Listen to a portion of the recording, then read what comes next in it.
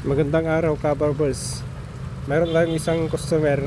Ang gusto niya tres sa taas, tapos bikat sa likod.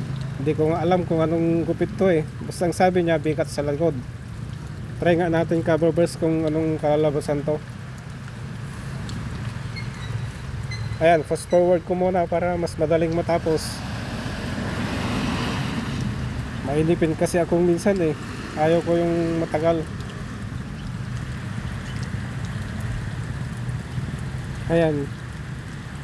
Tingnan natin mga kabarbers. Ayan, gumamit din tayo ng Uvator. Pero ang blade nya taper blade para maalis-alis naman yung mga dark spot naman. Para mas malinis tingnan.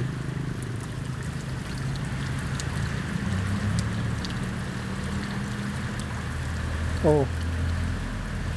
Pogi nga oh.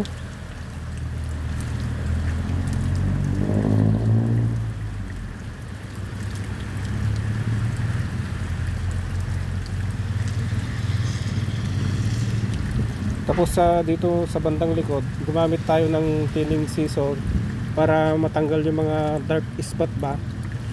Yung mga may itim-itim. Oh, yan nga oh. Pogi ni sir oh. Biglang pogi. O ano ka barbers, gupit din kayo. Try nyo dito sa Vincent Barbershop.